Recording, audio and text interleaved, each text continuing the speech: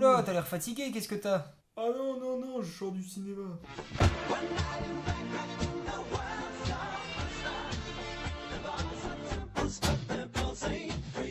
On a marché sur Bangkok, nouvelle collaboration de Cadet Olivier avec Olivier à la réalisation et au scénario. C'est l'histoire de Serge Renard, une sorte de Bernard de la Villardière du pauvre qui voit son émission arrêtée parce qu'elle est naze, tout simplement. Son collaborateur de toujours meurt en apprenant la nouvelle et lui laisse pour héritage le soin de finir l'enquête qui l'a fasciné toute sa vie. Quitte à prendre Gérard Jugnot dans le film, autant lui faire dire un truc marrant, vous croyez pas? Mais que s'est-il passé pendant les 2 minutes d'interruption de la retransmission du premier pas de l'homme sur la Lune? C'est sur quoi Serge va enquêter durant tout le film avec une certaine Natacha qui le maltraite légèrement. Méthode des 3D, discrétion, dissimulation, détermination. Bon, on va adopter la méthode TGV, toi garder voiture. Bien sûr, ce n'est qu'un prétexte à une grande aventure qui les mènera jusqu'à Bangkok.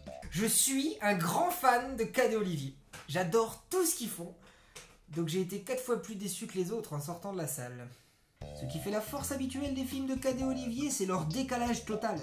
Tout dans ces films est exagéré au possible, rien n'est crédible et c'est ce qui en fait tout le sel et l'intérêt. Ici, Olivier Parou s'est perdu dans un scénario plein de lacunes avec des gags déjà vus et vraiment pas drôles. Tu m'entends? Non, mais je peux lire sur tes lèvres. Tu m'as fait peur, tu sais?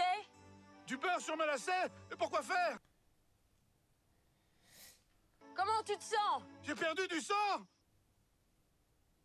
Tu es guéri? Je suis gris. Quelle horreur. Quoi? Ce film est mauvais? Ce film étant une enquête, à la fin on a la révélation finale, qui est assez drôle.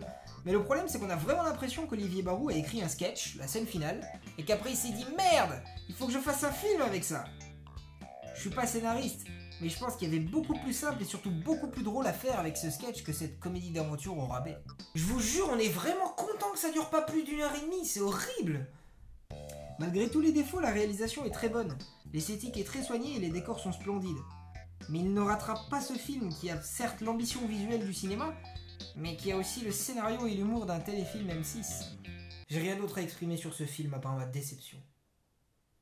Bon allez Olivier, tu t'es planté sur ce film, pas de soucis, viens m'aider à faire le mot de la fin.